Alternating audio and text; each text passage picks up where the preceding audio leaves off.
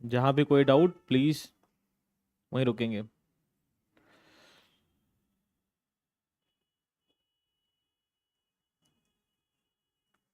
मगध और उसके बाद हरियंक, शिशुनाग, नंद और फिर चले बेटा पुरानी क्लासेस से कनेक्ट करते हुए फिर अपनी कहानी को आगे बढ़ा रहे हैं आज हम।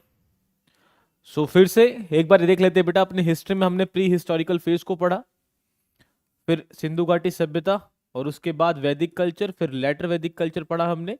और लेटर वैदिक कल्चर के बाद हमने देखा कि भारतीय समाज आज के समाज जैसा होने लग गया, और उसके बाद महाजनपद दौर की शुरू हुई। और महाजनपद में सबसे ताकतवर जो महाजनपद हुआ वो अपना मगध हुआ। 16 बड़े महाजनपदों में सबसे ताकतवर जो हुआ वो हुआ मगध। और मगध के ताकतवर होते ही भारत के अंदर एक सुचारू रूप से राजनीतिक व्यवस्था की शुरुआत हुई। और हमने देखा भाई मगध पे 4 बड़े परिवारों ने रूल किया, जिसमें हरियंक परिवार पहले थे, फिर शिशुनागा, फिर नंद और फिर मौर्य। ये 4 बड़े परिवार जिन्होंने मगध पे एक रूल किया, और उसमें हर एक परिवार के अंत के बाद सबसे ताकतवर जो परिवार बना वो था अपना मौर्य फैमिली। और मौर्य फैमिली में भी 3 इंपॉर्टेंट शासक हुए थे भाई अपने, चंद्रगुप्त मौर्य, बिंदुसारा और अशोका। हमने अशोका तक की कहानी को पढ़ रखा था, और हमने ये देखा था कि भाई अशोक जो हमारे मौर्य आखिरी राजा थे उनका नाम बृहद्रथ था। और बृहद्रथ की हत्या करने के बाद 321 से लेके 185 बीसीई में एडी में बीसीई में जो अपना मौर्य साम्राज्य था इसका पतन हो गया। तो अभी तक की जो अपनी कहानी पहुंची है बेटा वो पहुंची है मौर्य एम्पायर के अंत होने तक। और साथ ही साथ हमने क्या देखा था भाई कि मौर्य एम्पायर जैसे ही खत्म होगा भारत के अंदर तो क्या होगा, पूरा मौर्य एम्पायर, ध्यान दें हमने क्या कहा था, मौर्य एम्पायर के खत्म होते ही भारत में एक नई प्रकार की राजनीतिक व्यवस्था को शुरुआत होगा। उसको समझ लेते हैं। जब तक मौर्य एम्पायर रूल कर रहे थे भारत में बेटा, तब तक तो पूरे भारत को एक परचम या एक फ्लैग के नीचे जिसने रखा वो थे मौर्यस।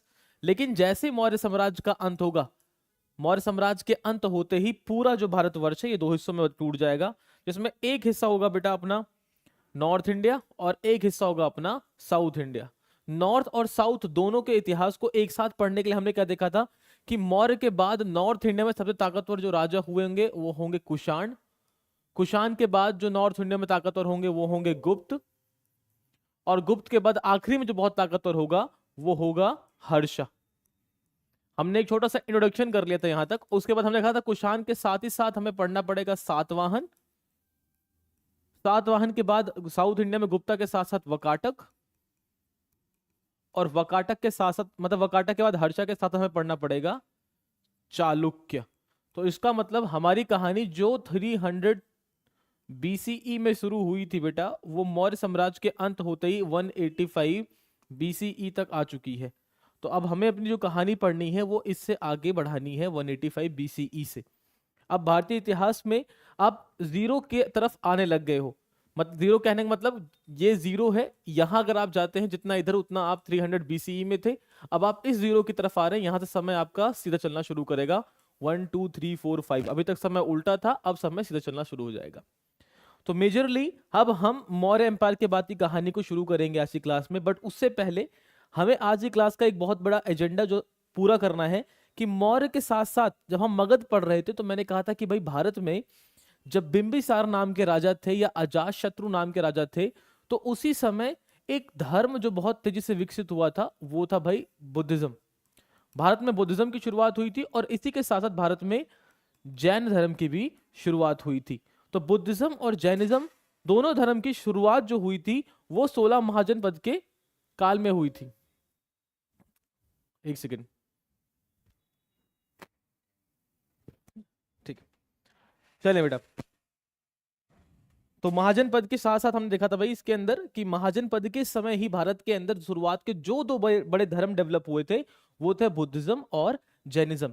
तो आज की अपनी क्लास जनरली एसोसिएटेड रहेगी towards the religion of Buddhism, कि भाई बुद्धिज्म इंडिया में डेवलप कैसे हुआ, उसके डेवलप होने का सबसे बड़ा कारण क्या है, और फिर हम अन्य तथ्यों को समझेंगे। पहले यही से शुरुआत करते हैं कि भाई भारत में बुद्धिज्म की शुरुआत हुई कैसे, और बुद्ध धर्म के संस्थापक जो सिद्धार्थ महात्मा बुद्ध हैं उनकी पर्सनल लाइफ के बारे में हम बाद में कोशिश करें समझेंगे। लेकिन पहले ये कोशिश करेंगे जानने की कि सर अचानक ही बुद्धिज्म की शुरुआत भारत में क्यों हुई। उससे पहले भारतीय समाज को हम हर अलग अलग समय के अनुसार समझने की कोशिश करेंगे। जैसे कंपैरिजन करें बेटा थोड़ा इंडस वैली सिविलाइजेशन के साथ, उसके बाद जो अगला डायनेस्टी आई या अगला बहुत बड़ा समाज आया वो था ऋग्वैदिक समाज, और ऋग्वैदिक समाज के बाद आया लेटर वैदिक समाज, और लेटर वैदिक समाज के बाद आया अपना महाजनपद। और कहीं यहीं पे हमने शुरुआत करी थी, महाजनपद के पास ही हमने बुद्धिज्म की शुरुआत भारत में करनी है। लेकिन सर अचानक बुद्धिज्म तो होगा नहीं, तो अब हमें कुछ हिस्टोरिकल कनेक्शन को यहां रिलेट करना पड़ेगा। ध्यान समझे बेटा, जब इंडस वैली सिविलाइजेशन था तो हमें यह तो पता था, अगर हम रिलीजन की बात करें बेटा, अगर हम रिलीजन की बात करें सिंधु घाटी सभ्यता के समय, तो हमें ये तो आइडिया मिला है पशुपति सील या मदर गॉडेस के एग्जाम्पल में कि सिंधु घाटी सभ्यता के लोग पूजा पाठ तो करते थे, लेकिन वो पूजा पाठ जनरली किस पे था? नेचर पे। जनरली झुकाव किस पे था? नेचर पे। पशुपति की पूजा हो रही है और मदर गॉडेस की पूजा हो रही है, तो हल्क पूजा का है साथ, स्रोत पूजा के मिले हैं, बट कैसा? नेचुरल वर्शिप की जा रही है अधिकतर। जैसे हमने ऋग्वैदिक समय में आए, काफी साल बीते, हम समाज में आगे आए, समाज में हम देखा कि ऋग्वैदिक समाज जो था वो मुख्यतः पेस्टोरल था। मतलब जनरली वो खेती बाड़ी पे बहुत यकीन, खेती बाड़ी पे यकीन ना करके पशुपालन पे बहुत यकीन करते थे। और पेस्टोरल समाज के अंदर जितना लगाव जानवरों से होता है उतना लगाव किसी अन्य चीज से व्यक्ति का नहीं था, ज्यादातर झुकाव किसकी तरफ था? जानवरों की तरफ। हमने देखा था कि वो समय था जहां पे गाय बहुत प्रचलित जानवर बना हमारे भारतीय समाज का।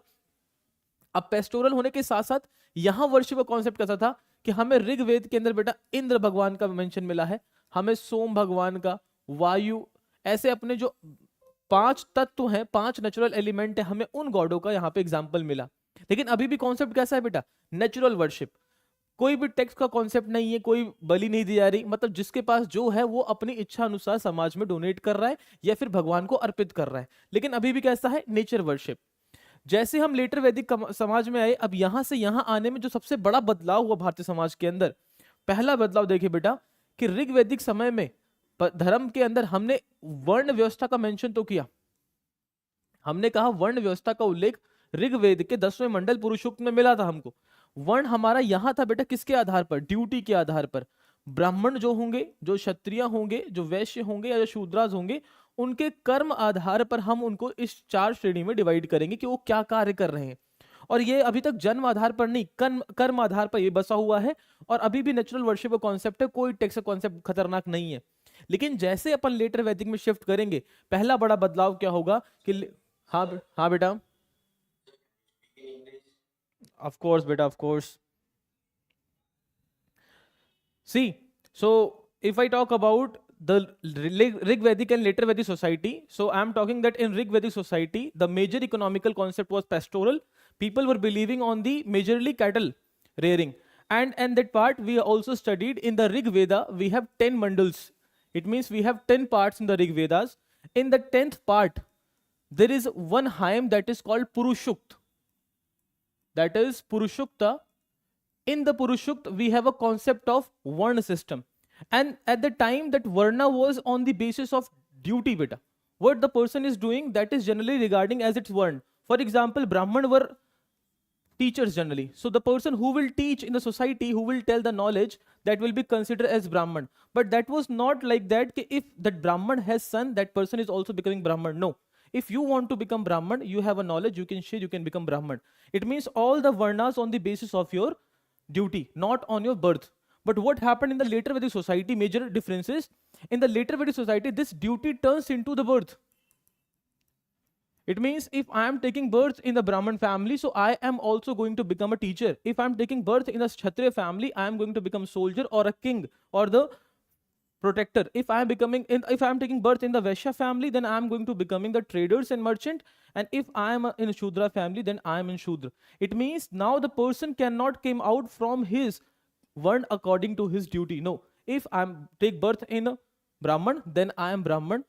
If somebody is Shudra, then that person is going to remain Shudra for always. So the actual discrimination of society started in the later Vedic phase. So when discrimination started, so the time phase of later Vedic is 1000 BCE to 600, and the phase of Mahajanpad is 600 BCE to 600 AD. So this is the gap of near about 500 years. In those 500 years, the discrimination was on its top. And now you see in Rig Vedic society, people have love with the animals, cattle. But in the later Vedic society, the concept of text, it is not like today text, but the text was known with the name of Bali beta. People had to give Bali.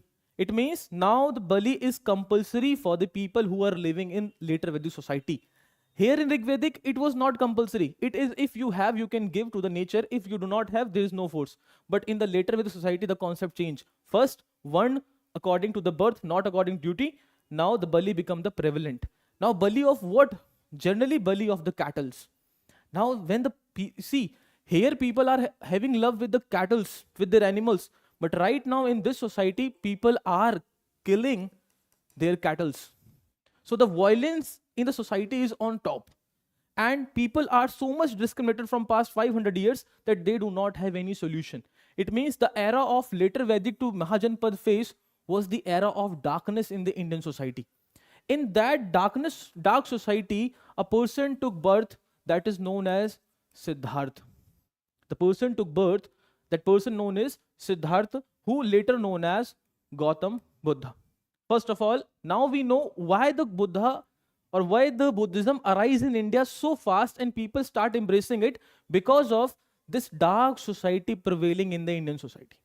People were not agree with this Varn system because this was discriminating them. And next, the concept of here pastoral, here people are killing their own animals. Now, Brahmins were happy because of these rules. Kshatriyas were also happy because of this rule, but somewhere Kshatriyas were also not happy because Brahman created new concept of yagya. For example, if you are a king and you want to spread your empire from one place to another place, so you have to take permission from Brahman. And Brahman created with a 2 and 3 new concept: Ashwamedh Yagya, Rajasu Yagya, and Vajpayee Yagya. If you do the yags, then it means you are giving the gift to the gods and you are taking the blessing to spread your empire. Now, due to this, Brahman is on top and Brahman start creating their own law books that is known as Brahman Shastra or Dharma Shastra. So, a king cannot go against the Dharma Shastra. King has to obey the Dharma Shastra and the creator of Dharma Shastra is always Brahman. In this concept, king is also working under the pressure of the Brahman rules. Now, the Kshatriyas are not happy. And Vaishyas are the basically merchants and traders. They want to do trade in from another kingdom, but now two kings are fighting. They also cannot do the tradings. So there is concept of less trading, and Shudras are being discriminated from past many years. In this discriminated zone, when Siddhartha became Buddha and he gave the concept of equal society. Let me compare very easily, beta. Siddhartha is nothing, just a modern day Ambedkar. The way people were discriminating the other backward classes and the scheduled caste in India in 1947 and before 1947, similarly, people were discriminating these Shudras and Vaishyas, and Kshatriyas were not happy at the time of that time. So in those times when Siddhartha came, he gave the concept of equality to everybody. Doesn't mean you are a Kshatriya, doesn't mean you are a Brahman, doesn't mean you are Shudra and Vaishya. If you are following or embracing the Buddhism, it means you are following the law of equality. So in that law of equality, people start thinking from past 600 years, we have been discriminated. This is a time to go in an equal society where there is no concept of discrimination, and hence people start embracing Buddhism on that peak that Brahman was low and Buddhism was at peak. So at the time of Mahajanpad, if we see, the Buddhism was one of the most important religion in India. And Brahmins would not, if I say not second, so second is Jainism and third where somewhere is Brahman or prevailing, because the people had no beliefs on the concept of Brahmins. The Brahman become prominent religion after the Gupta Empire, but since the Mauryas and till the Kushans, the Buddhism is prevailing the whole Indian subcontinent. Is it clear? Okay. चलिए बेटा, let's go move ahead. इतना तो हमने पढ़ ही लिया concept.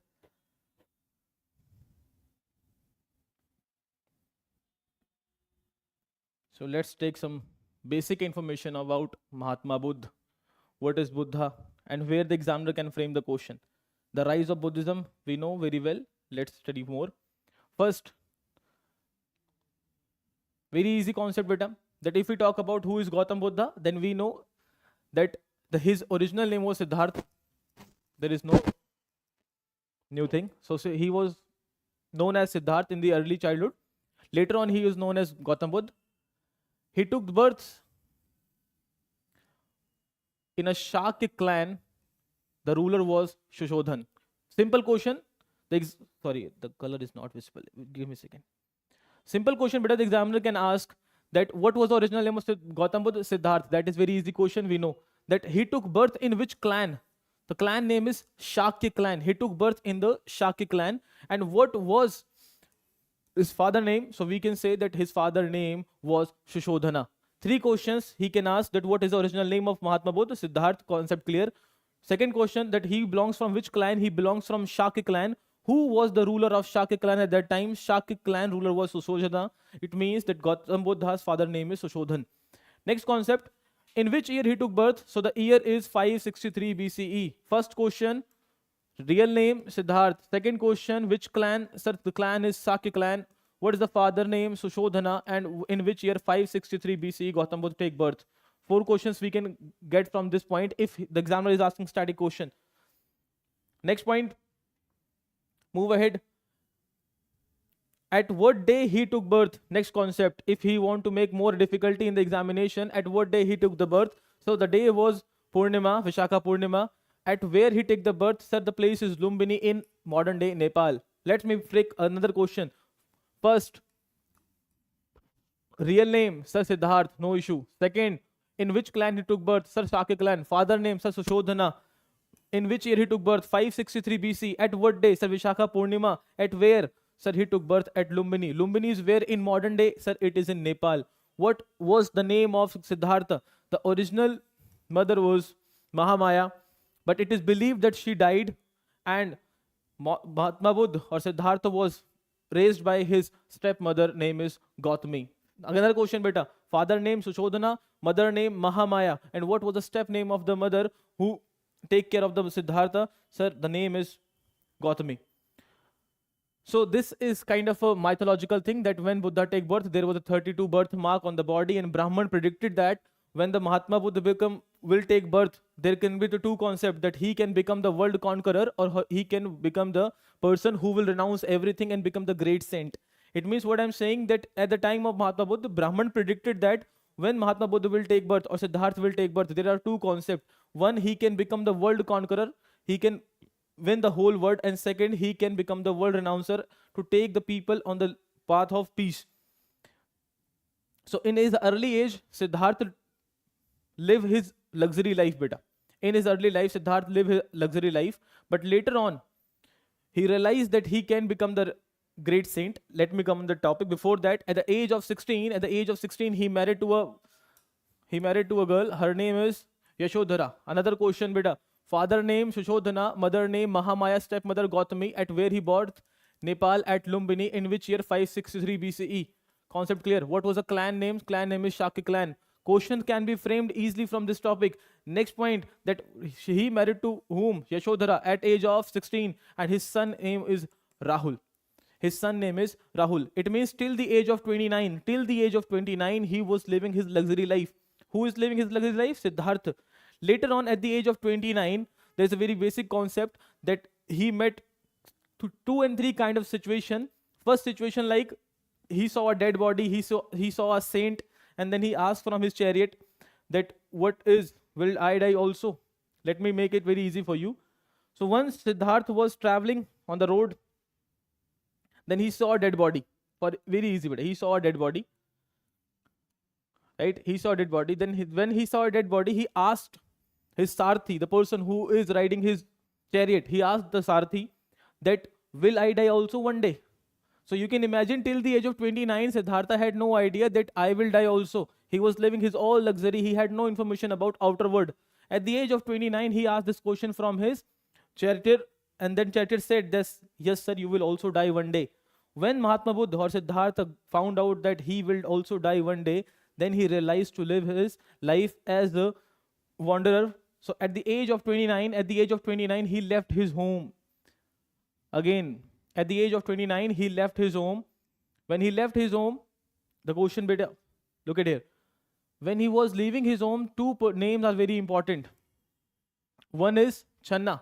Channa is his charioteer, the person who was riding his chariot, and Kantaka was the name of his horse. 2 and 3 names are very important. First, which clan? Sir, Shakya clan. Father name is Shushodhana. At what 563 he took birth? Where? Sir, at Lumbini he took the birth. Original name of mother Mahamaya. Gautami is stepmother. Next point, beta, if we want to know that at the age of 16 he married to a girl Yashodhara, and at the age of 29 he left everything. When he was leaving his house, there were two things with him. One is Channa, the last person who saw him, and one is Kantak, the name of his horse. These 5 to 6 points can be asked in the exams and have been asked. Now, when he left the home and lived 6 years as a wanderer, 6 years as a wanderer, and after 6 years, he met with that enlightenment that is known as nirvana. It means he got enlightened. First of all, you need to understand that at what age he left his home. Sir, at the age of 29, Siddhartha left his home. How many years he did meditation or wandered? 6 years. So till the age of 35, he attained that knowledge which make him Siddhartha to Gautam Buddha. And before that, his early life, at the age of 16, he married to a girl, Yashodhara. He had a son named is Rahul, and his mother actual name is Mahamaya, stepmother is Gautami, father name is Shushodhana. He from Shakya clan, and 563 he took the birth, Lumbini, which is modern day in Nepal. At what date? Sir, Vishakha Purnima. These information are very, very important for your static examinations.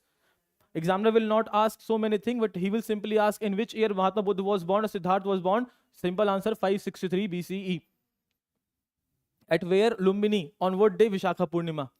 Next point, beta, let's understand this also. In the early age, when he wanted to learn meditation, that how to do meditation, then he started with two person. These two person are very important. One is Alara Kalma and one is Udaka Ramaputra. They are the two person in the beginning who met with Siddhartha and taught him how to do meditation. But living with them for many years, he realized that these two person cannot lead him to the enlightenment of the life. Then he decided that he will leave everything and he will remain, or he will follow the concept of austerity so much that in the end he will definitely gain the enlightenment. But after these two person learning meditation, he followed 5 more people: Asaji, Mahamama, Vappa, Vadya, and Kondana. After following these 5 people, he lived so much austerity. He lived with so much austerity that Buddha was near to die. You can imagine. He was near to die. Then he realized that doing these kind of austerity, I think I will not get that particular enlightenment. So these 5 people said that you are doing wrong thing. You must follow this austerity to find the truth of life. After that, you will definitely get. But till the 6th year, he was doing these things. He didn't realize that I will get truth or not. And he had very good idea that if I will follow the same path for many years more, then I will definitely die. I will not get the truth. He thought to leave these 5 people also, but these 5 people laughed at him in the beginning that the way you are doing this, you cannot attain the enlightenment. But they all 5 were wrong. At the age of 35, Mahatma Buddha or Gautam realized the real knowledge and he got enlightened at the place Gaya. Now again question can be asked. Those 5 person name, those 2 early teachers name, examiner will not ask. He will ask what? At what age Mahatma Buddha got enlightened? Sir, at the age of 35, he got nirvana. Where did he get enlightenment? Sir, at Bodh Gaya or Gaya modern day Bihar. Next point, where did he doing the last meditation? Sir, he was doing the last meditation at the people tree at, this is also known as Bodhi tree. And the river which was following or flowing from their side, that was Niranjana river. Now 2 and 3 questions, beta. Focus here. At what age Mahatma Buddha left or Siddhartha left his home? Sir, at the age of 29, he left his home. At what age he got enlightenment? Sir, at the age of 35. How many years of austerity? Sir, 6 years of austerity. And at finally, where did he get enlightenment? Sir, at Gaya. The place Gaya is also known as Bodh Gaya, located in modern day Bihar. Where he was sitting? Sir, he was sitting under the people tree. And sir, there was river flowing. That river is known as Niranjana river. This Niranjana river has been asked many time in the examination. The question is like, where did Mahatma Buddha get knowledge? Sir, Bodh Gaya. The river which was flowing at that place, that was Niranjana river. That is Niranjana river. And the tree where he got knowledge, that is also known as Bodhi tree. Later on, many kings visited that place and tried to make it very good place. Now, the way he got the knowledge, the place where he get the knowledge, that is the important Bodh Gaya. And then he met with those 5% beta. All those 5 people who was living with him and left him, he left them. Those 5 people met him again and he gave his first sermon.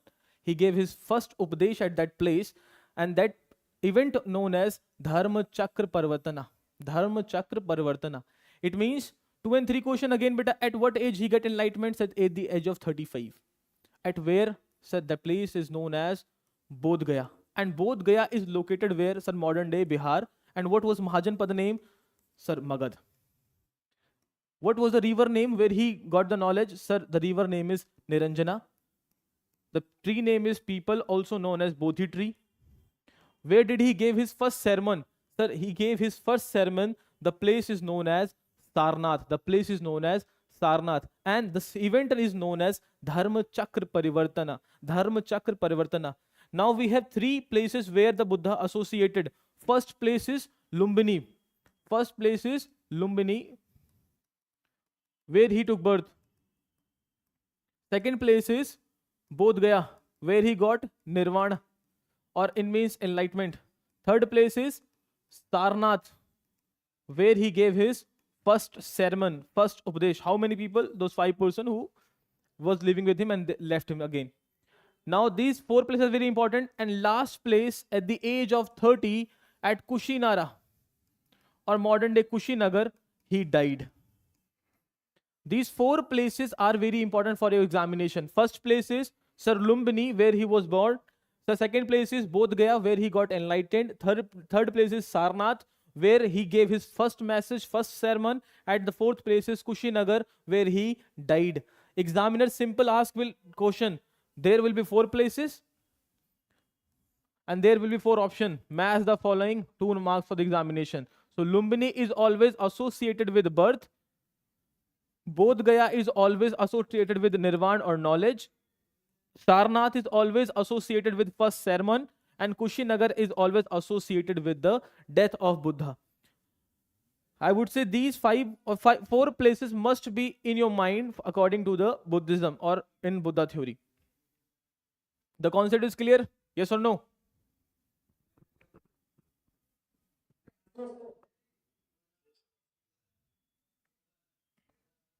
Chale. Now, this is the basic information about Buddhism. We have seen that the personal life of Buddha. Now, why the people start embracing Buddhism in the beginning? So we have to see also that why the people of India at that time start following the Buddhism, and what are the actual doctrines and philosophy of the Buddhism. I would say that Buddhism सही में क्या कहता है, उसकी सही philosophy क्या है, we need to understand from here that Mahatma Buddha simply say the basic philosophy of Buddhism is that Mahatma Buddha propounded that there are 4 truths. There are 4 ultimate truths of life. जीवन के 4 परम सत्य हैं. There are 4 ultimate truths of life, and those truths are the ultimate. You cannot run from it. The first truth is dukh. It means sorrow and suffering. Mahatma Buddha say that happiness is a non-permanent situation of mindset, but the sadness is a permanent situation. You always remain sad for your entire life. The happiness come on and off in your life that makes you so much happy. Otherwise, the dukh or sadness is the permanent of the life. That is the first truth of this life. He said the truth of suffering. A person cannot come out from this truth of suffering. You have to face the dukkha if you are a person. Second, he say that if we have the suffering, so what is the main reason for the suffering? So second is, he propounded the main reason for the suffering is Trishna, means your desire. He said first is sadness. And the main reason for sadness, it was the second truth is your desire. The more you desire, the more you are attracted towards your sadness or dukkham. Third truth is that if you really want to be a happy, or if you really want to come out from the dukkham situation, what you have to do, you follow the third option, that is the end of suffering. We have the plan to end the suffering, and the way you can end the suffering, that you have to follow Ashtangika Marg. It means you have to follow the eightfold path of Buddhism. Listen to me carefully what I'm saying, that according to Buddhism there are four ultimate truths. First truth is your dukh, which cannot be ended. Second, the reason for your dukkha is your desires. Third, you have to come out from this dukh, you have to follow the Ashtangika Marg. If you are following these all four truths, it means you are understanding the basic concept of Buddhism. Now you see, beta, the everything what Siddharth is saying, it is somehow related with the society of that time.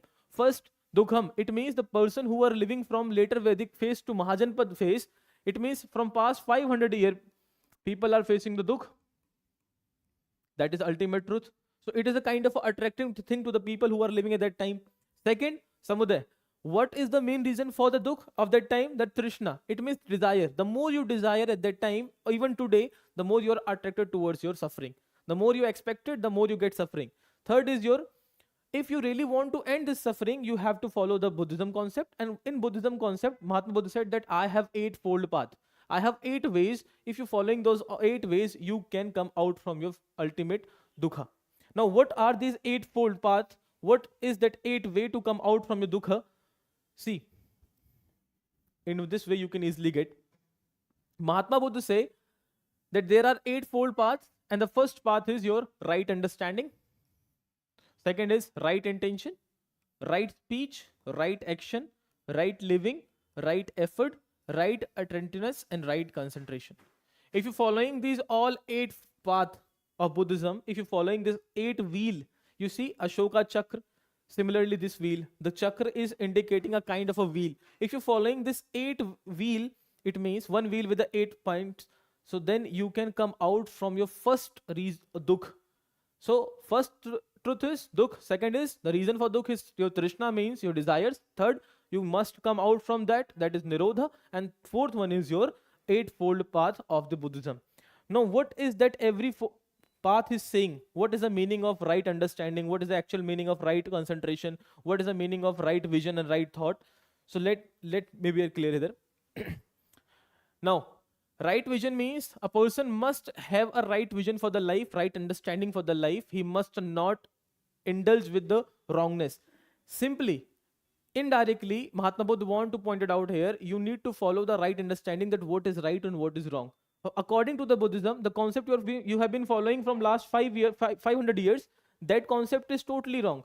You need to follow the right understanding, that what can be the good thing about your life. Second, right thought and right attitude you must follow. That signifies having emotion, intelligence, and acting for the love and compassion.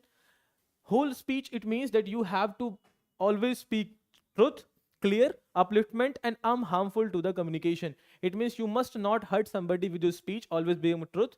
Now, the fourth point is right action. Here he focused on so many things. The right action means what can be the right actions. First is do not commit violence. Main reason that if you commit violence, the way he wanted to indicate that the bali you are giving to the animals, the way you have been torturing to other creatures and other aspect of the human life, that is not good. In Buddhism, a person have to follow the right action. It means he must not commit any kind of violence. Second, he must not covet the property of others. You cannot take the property of others. You have to believe in the feelings of donation, giving up, but not taking up. Do not indulge in corrupt practices or sensual behaviors. It means do not become corrupt and do not go into so much in your sensual behaviors where your senses are controlling you, not you are controlling over your senses. Next, he spoke that you must not lie while speaking and do not use intoxicant. That right irregular action means these 4 or 5 things you have to follow. That do not commit violence, do not take the property of any other person, do not indulge in the corrupt practices, do not speak lie, and do not use intoxicant.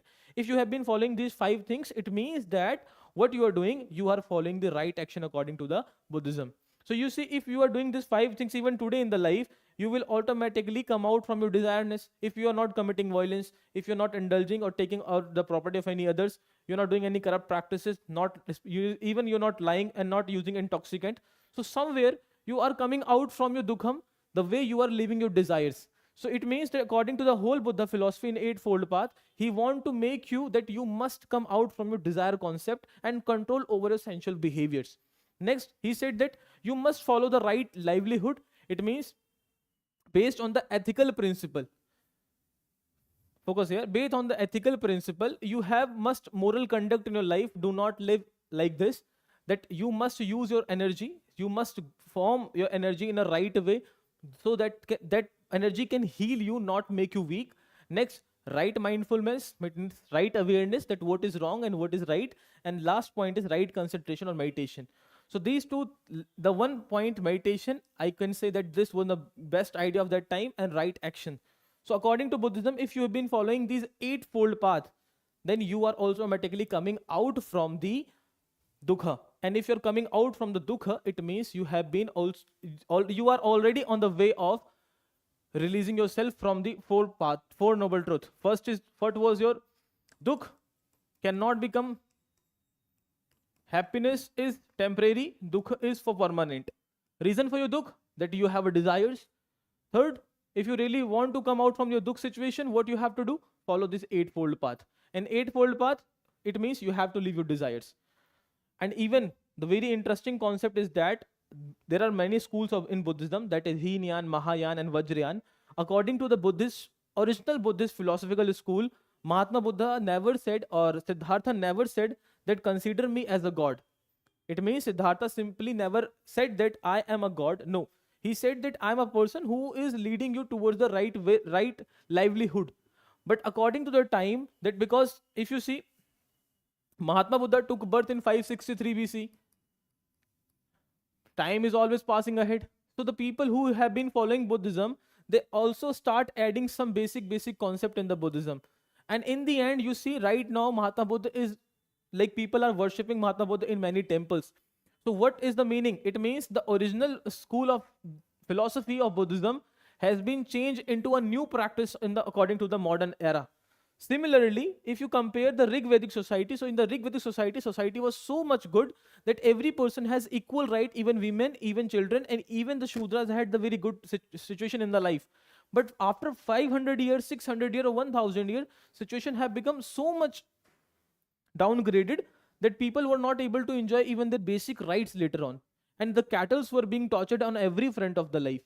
Now, similarly, in the beginning of Buddhism, it was very great concept that the basic theme was the Buddhism was to provide equality to everybody and create a good livelihood among the people so that they can come out from those 600 years of torture and they can live a happy life ahead and with the peace. But after so many years of Buddhism changed into Buddhism merged with many multiple ideological beliefs, and right now the Buddhism which we have been following or people are following, that is not actual concept of Buddhism. It has changed in many ways. I will come on that also, that how it has been changed. But before that, what the examiner can ask from the next slide. Focus here. Now, as I'm telling you that according to the Buddhism, there are 4 schools, majorly 3 schools, but all those schools have been divided with the time. See, Mahatma Buddha take birth in 563. So at the age of 80, he died in Kushinagar. So it means near about 480 around he died. So when he died, at the time of his death, I'm telling you that Magad was so much powerful at that time, and Magad was the only Mahajanpad which was controlling the whole India. So the Magad ruler was Ajashatru, and as I told you in the class of Mahajanpad, that Ajashatru and Bimbisar, father of Ajashatru, was the contemporary to Mahatma Buddha. So when Mahatma Buddha died, Ajashatru was already embraced the Buddhism. So when Mahatma Buddha died, he organized first Buddhist council. But focus here, this slide is very important. We can predict many questions from here. First is that how many Buddhist council are there? Actually, there are 6 council, but which is in India, 4 council happened in India, beta. First, second, third, and fourth council. Now, what examiner can ask, that at what time the first Buddhist council happened? So, at 400 BCE, the first Buddhist council happened. Second happened in 383 BCE. Third happened in 250 BCE. And fourth happened in 72 AD. Point. But the year is very important. How many council are there? So there are 4 Buddhist council. First is 400. Second is 383. Third is 250 and fourth is 72 AD. Now 3 is in BCE and 1 is in AD. The last fourth one Kashmir at Kashmir. After the year, what examiner will ask that at what place the council held. First is in Rajgir, second is in Vaishali, third is in Patliputra, and fourth is in Kashmir. I'll tell you. First Buddhist council at Rajgir in 400 BCE. But there is some fault, I guess. My mind is not saying that it is correct. Once the class will end, we will check that the actual year is 480 or 400. So first Buddhist council at Rajgir, 480. 483, right, beta? So this is not correct here, 400. I personally believe that. So first council Rajgir, and second council is Vaishali, 383, and third council is Patliputra, 250 BC, and fourth council as is Kashmir in 72 AD. First examiner we can ask the year and the place. Second is that under which king the first, second, third, and fourth council happened. The first council happened at the time of Ajashatru, and Ajashatru, father name is Bimbisara, and he was from Haryanka dynasty. He was from Haryanka dynasty. We have seen in the concept of Mahajanpad. So Ajashatru is the first king who organized first Buddhist council. Second is Kalashoka. So Kalashoka is from Naga dynasty, the second powerful dynasty of Magad, Naga dynasty. And third is third council under the Ashoka. He is from Maurya dynasty, the third powerful Maurya ruler Ashoka, after son of Bindusara. And the fourth one is Kanishk from the Kushan dynasty, the son of Vema Kadphishes. Now we know that we have seen that 4 Buddhist council are there, first, second, third, 4, and the places we know, the year we know, now the kings also. Now king organized the council, but who was the president of that council? The king cannot be president. He is saying that let have a council, but who is actually the saint or the person who is conducting that kind of council? So first council was under the leadership of Mahakashyapa. Second is under the Shabakami. Third is under the Mogliputra, and fourth is Vasumitra. And better do not get confused, because somewhere it is Vasumitra and somewhere it is Ashwaghosh. So they are very similar. So Vasumitra is basically 2 persons were there. Vasumitra we can consider here. So first is council, second is place, third is the year, under the king of and under the leadership of which saint? Mahakashyap, Sabakami, Mogliputra, and Vasumitra. Now, what are the important remarks of this council? Why the people are doing councils? Why do we need that kind of council to be held? So, to make it organized and to understand the Buddhism on a more good way, kings were organizing the council so that we can see that after the death of Buddha, who will lead Buddhism? Suppose if I give you literally, let's take example of Buddha here. If Buddha died, now whatever the Buddhism had told, Buddha had told to the person, now nobody will tell. There is no leader of that religion. So if there is no leader, so how the religion will prosper ahead? So prospering the religions, we have to create some basic guidelines and rule books where the all philosophy is written, where the all beliefs are there. A person who can teach the other person that how actually Buddhism is working, what are the ways of Buddhism, because Siddhartha died. So the important remarks that Buddhist canons as exist today was settled at this council and preserved an oral tradition. It means whatever the Mahatma Buddha had told, that was preserved in this first council, that after that of Buddha, how we are going to lead the Buddhism. Second, if we say Mahasangika, this part we will understand just a second. And the main important beta, the fourth one is, because as I told you, there are multiple Buddhist philosophical school, Heenyana, Mahayana, and Vajrayana. So the basic bifurcation between the Mahayana school of Buddhism and Heenyana school of Buddhism divided in the fourth council. Now, if I talk that sir, about these things we can get from inscriptions. It means that there are inscriptions, there are manuscripts, there have been many rock edicts of Ashoka from where we can get these kind of information. But if I talk about the actual Buddhist books, like as I told you, here data was been preserved. So how this data was preserved? So the data, just a second. So there are 3 important pitaks, that is called as 3 pitak in Buddhism. It means there are 3 books, major important books in the Buddhism. Those books are very important to understand the basic concept of Buddhism. That first is your Vinay Pitak, second is your Sutta Pitak, and third one is your Abhidhamma Pitak. Now we do not need to indulge with these all the flow chart of the Buddhist school and books. what we need to understand, there are three Pitaks. One is your Vinay Pitak, one is Sutta Pitak, and one is your Abhidhamma Pitak. So Vinay Pitak contains 5 books, Sutta Pitak contains 5 collection with multiple books, and then Abhidhamma Pitak has 7 books. These books you must not remember, guys. What you have to understand, that how many Pitaks are there? 3 Pitaks: Vinay Pitak, Sutta Pitak, and Abhidhamma Pitak. Like Sutta Pitak, Vinay Pitak, and Abhidhamma Pitak, the pattern can be this like also. So these are the 3 important Pitaks. And but after this, after the Pitaks, there are also something which is known as beta Jataks. Jataks. So Jataks are the story or tale regarding the early Buddhism. For example, if I tell that we know that the data has not been preserved after the death of Buddha actually, so it took time. So since suppose Buddha died in 483 BCE, so when he died after the death of Buddha, if I say after the death of Buddha, there are multiple books, but Buddha told many things. Like if I give the example of Rig Veda, so we generally don't know that who is the person who write the Veda, but we can simply say that there's a person, Veda Vyasa, the person who compiled the books, and according to the historians, a person, a clan that is known as Aryans, that Aryans were the people who wrote the Vedas. But we also know that Veda has been transferred from many generation orally, and later on that was compiled. It means the information was flowing with the mouth of the people for many years, and later on when people realize that right now it's a time to write it down somewhere, they start writing it. Similarly, that the oral stories of Buddhism, that Buddha is not only one. Before him a lot of Buddha happened, and after that Buddha will also happen. Maitreya will be the future Buddha, will also happen. It means Buddhism have also some stories regarding the Buddha. So those stories have been compiled with the name of Jatak. So if the examiner is asking question that Jataks are associated with which religion, you can simply say Jataks are associated with the Buddhism.